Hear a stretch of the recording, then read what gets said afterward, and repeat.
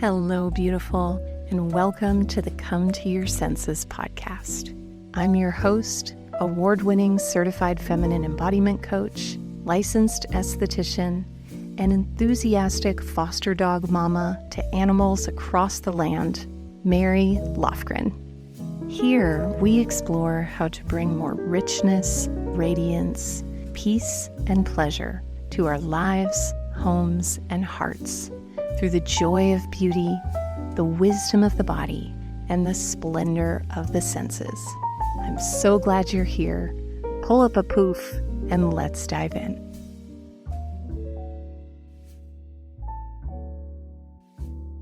Hello, beautiful beings, and welcome to today's episode, which is a Valentine's truffle, an ode to red lipstick. So this is airing the week of Valentine's, and I love the romance of Valentine's Day. I was actually telling members of the sanctuary recently, because we are gathering for a Make Your Own Valentine's craft date, and the sanctuary is our online membership. You can find out more about it at the link below this episode, schoolofsensualliving.com/sanctuary. But I was telling them how the most memorable Valentines of my life are not with lovers. I have little to no memory, to be honest, of Valentine experiences with boyfriends and people I was romantically involved with. For me, Valentine's is all about just drizzling, decadent romance and beauty and joy and fun over everyone that I love in my life. And if you're listening to this episode on the website, on the blog, you'll see below this episode a picture of one of my foster dogs, Fred, who was a white pit bull mix, and on Valentine's Day, I couldn't help but just smother his face in red lipstick kisses, and you'll see a picture of that. But today's episode is filled with gems on not just how to use red lipstick, how to apply it, what products to use, but the historical and cultural significance of rouging the lips as a symbol of feminine power and resistance. Because if there's anything I love, it's the blending of cosmetics with resistance. And I know as a listener, you love that too. So today's episode is actually a recast. This episode is so delectable and so relevant to Valentine's Day. I couldn't resist republishing it for your listening pleasure. And interestingly, I went back and listened to it myself, and I recorded this years ago after visiting the Bay Area for not the first time, but the first time on my journey to moving here. It's so full circle. It's so cool. And yesterday, I just got my California license plates. So that just adds an extra layer of charm and delight. And so enjoy that little part of the intro where you'll hear my California adventure beginning. And I am broadcasting to you from the other side of that dream being met. And I'm wishing you all a very, very love-laden Valentine's.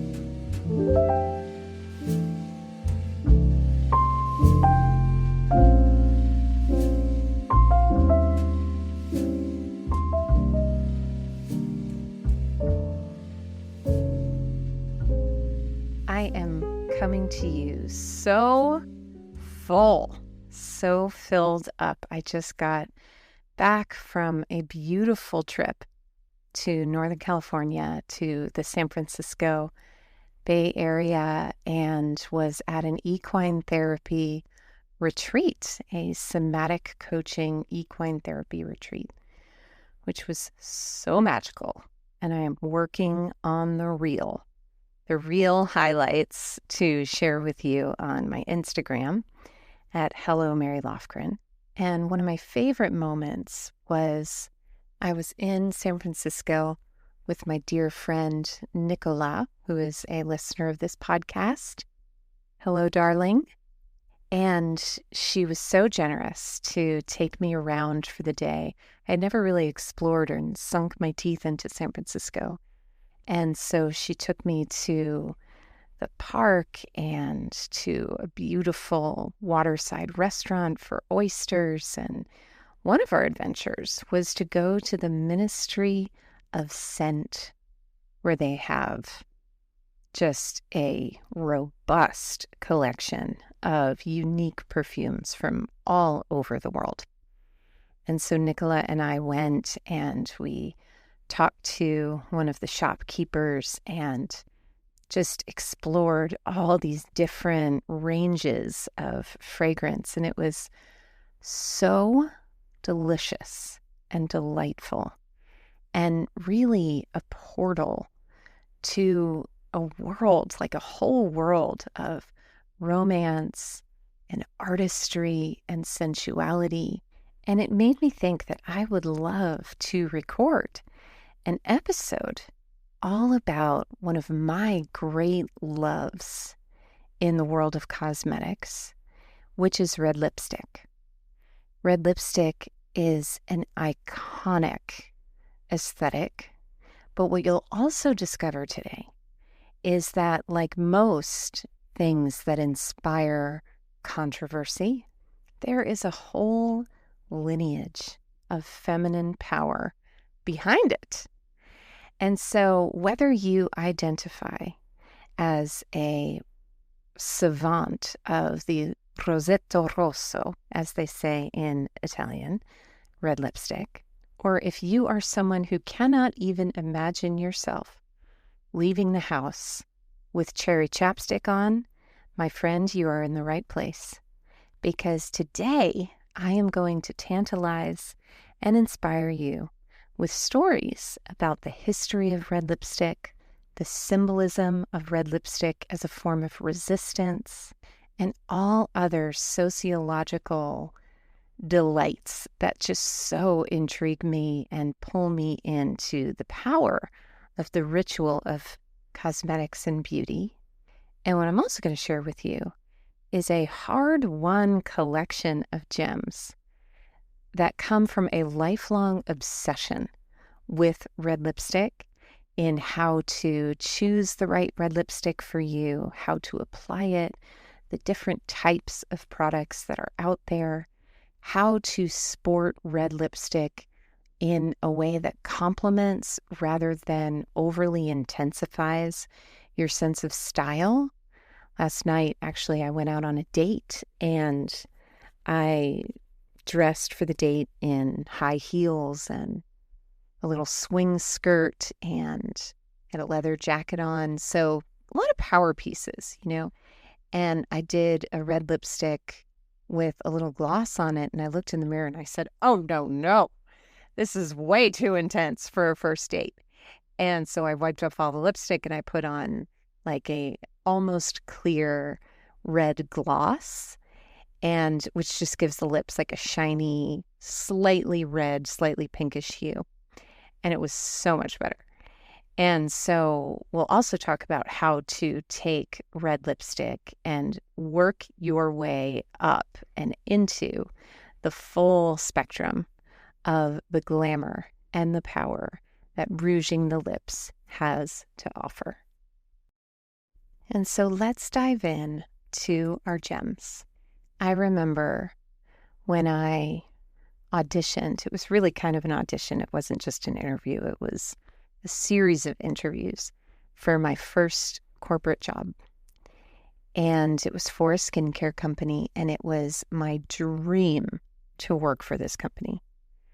I had attended classes at their training institute for years and was just mad with passion about the products and the education, and I was applying to become one of their educators. And so I went through 2 interviews, and on the 3rd interview, I was doing a presentation to demonstrate my teaching skills to the director of education for the whole company. And I remember that I wore a bright, flaming red suit to the interview. I wanted the world to know how deeply I burned with passion to get this job. And I got the job. And to this day, the person who interviewed me still says that she remembers my red suit and she remembers the impact it had on her. So red, as we know, is a color with highly passionate, highly powerful implications. And so where we're going to begin today is with just a little bit about the history of red lipstick, adorning the lips with rouge.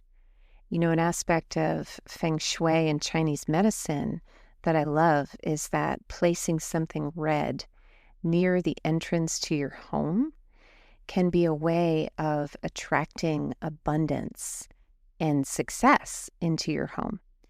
And I love that. I love the significance of adorning with red as a power of attraction. And I love the way that that ties into the ritual of red lipstick.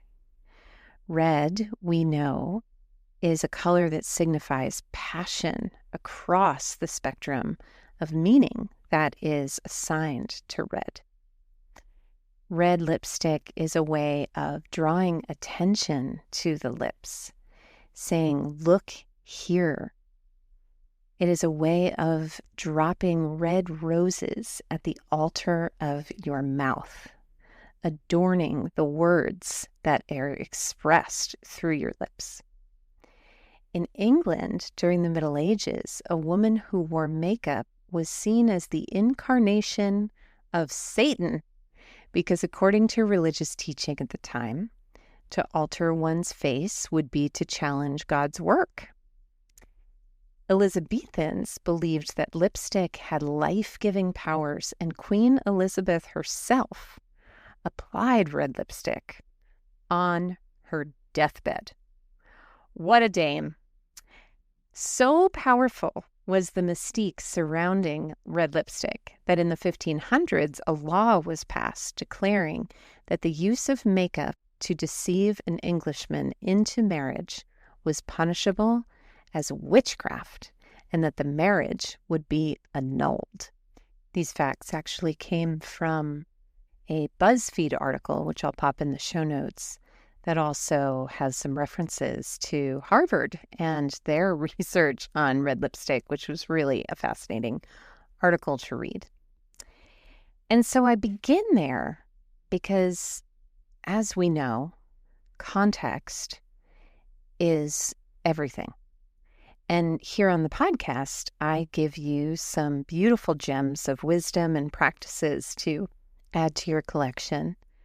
But even more interesting to me than the content offered here is the context.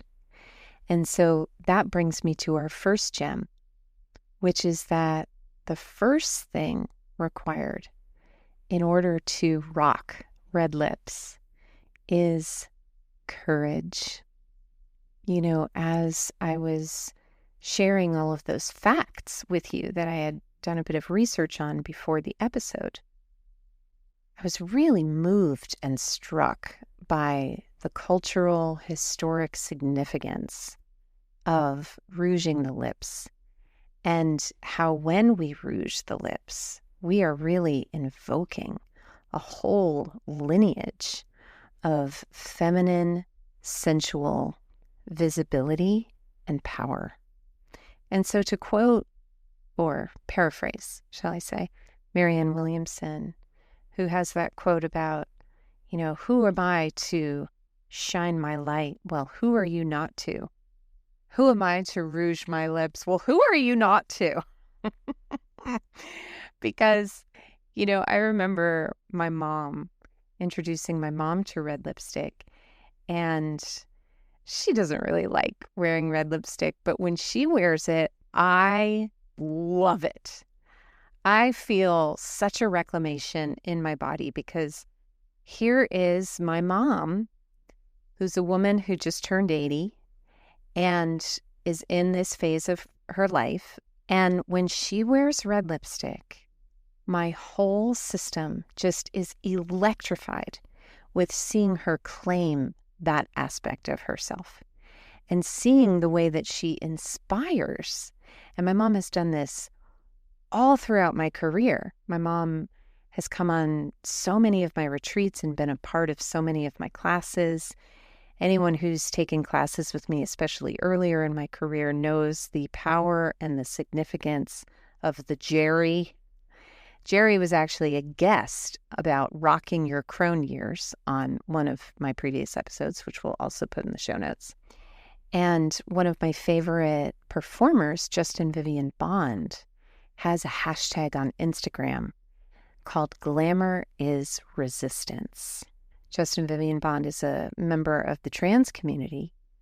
And one of the things I love about her shows is her unabashed love of glamour and her expression through glamour, and Red Lipstick having the courage to invoke that lineage of resistance and reclamation through rouging your lips, I think is just the bee's knees, ankles, elbows.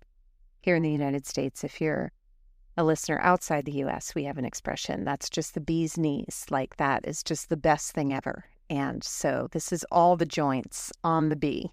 In my opinion, when I see someone really rocking their autonomy and their beauty and their unapologetic resplendence, and I invite you to become a member of the Lip Rouging Underground Society.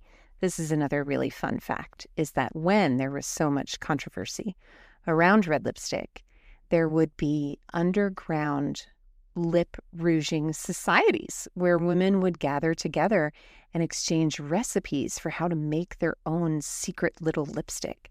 So fascinating. Our next gem brings us into some of the more practical aspects of this episode, which is, where does one begin? This is such a vast world, and if you don't have a lot of experience with wearing red lipstick, it can feel quite overwhelming. And so, students, take your seats. Welcome to Come to Your Senses Beauty School, and we are about to start our lesson. So, quill in hand, here we go. When it comes to lip products, there are a lot of different categories, but there are three main categories of product. So you have your lipstick, your lip liner, and your lip gloss. A lipstick comes in a variety of different finishes and textures, all the way from a more dry, concentrated, heavily pigmented, matte type of lipstick, down to a creamy, lustrous, slippery kind of lipstick. And those are your lipsticks that typically come in a tube. You might also find long wear lipsticks, which come in kind of a gel that you put a gloss on top of, but that's neither here nor there for this moment. Those are kind of your lipsticks. Your lip liners come in the form of a twist up product, almost like a pen that you can twist up, a pencil that you can sharpen, and lip liners are really meant to define the outer edges of the lips, help keep your lipstick in place. Now, these are the kind of rules around lip products, and I'm going to teach you the rules first, and then we'll talk about breaking and bending the rules in a moment, because I love to use lip liner, but I don't use it in that capacity. And glosses are a whole range of products, again, that you can get from more heavily pigmented glosses, which will really color your lips, to much more lightly pigmented glosses that will just kind of give them like a slight shine and sheen. And then, of course, you have lip balms, which don't have really any color. And, I get a lot of questions from followers and clients around the color of lipstick that I wear. And my secret is that I am never wearing one lip product. Well, rarely am I wearing one lip product. What I love about lip colors is that you can really create such a unique blending of tones and colors and hues by using all of these different mediums together. So I would say that if you are a total beginner when it comes to lip color, I will put my favorite gloss in the show notes.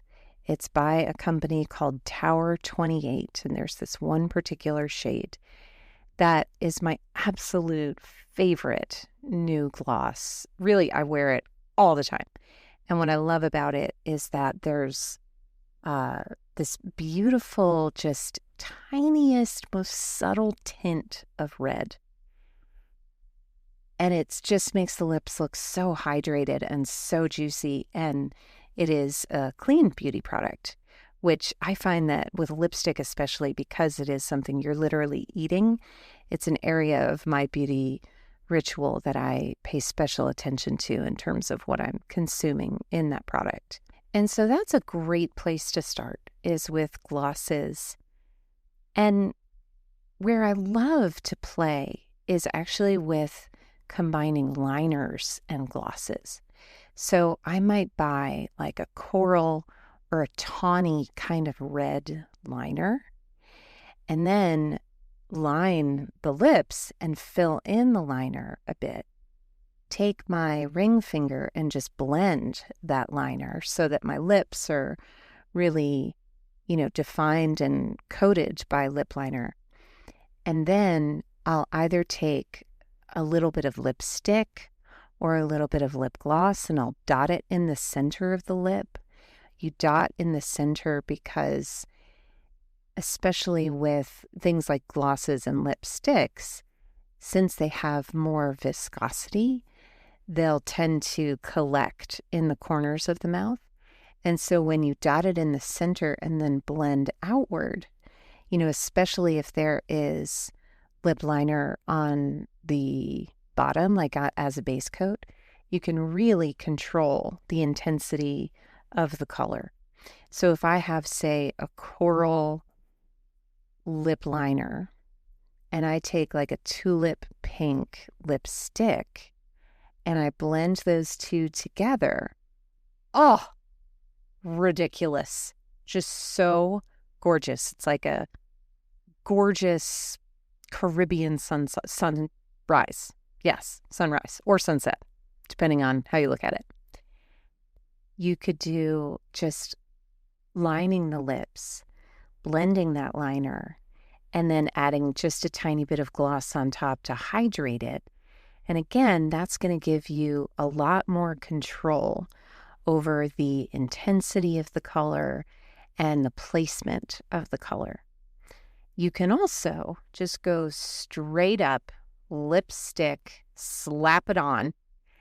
And I don't really do that, I will tell you. I don't do a full coating typically of red lipstick. I did last night when I was getting ready for that date. And again, it just came up way too intense. If I'm doing like a photo shoot or a class on Zoom or something where I really want to take it up a notch, then I'll do a full application of a bright red lip. But mostly what I'm working with is these different types of products and just using my mouth as like a coloring book and an artist's canvas to create beautiful colors and color combinations. And the last gem that I'll say is, have you ever bought a piece of furniture and you put it in a room and you're like, oh, I don't know if I like it. It's so big, or is it too small? And you have to really adjust and acclimate to it and become a little more intimate with it to really get to know it in your space. Red lipstick is very similar. If you are not accustomed to the intensity of having a red lip, you might try this experiment. You might go to the drugstore and pick up a red lipstick and put it on with your pajamas in the middle of the afternoon on a Sunday and think, garish, no thank you. I really encourage you to approach red lipstick like it's a new friend, like you are getting to know one another. So whenever I introduce a new makeup product into my ritual, I don't really like it in the beginning. It really doesn't matter what it is. I need time to get to know it and get to know how it works or doesn't work with me. But usually, after investing in that relationship, we fall in love. And so I am going to place in the show notes a few of my favorite lip products that I have fallen in love with over the years.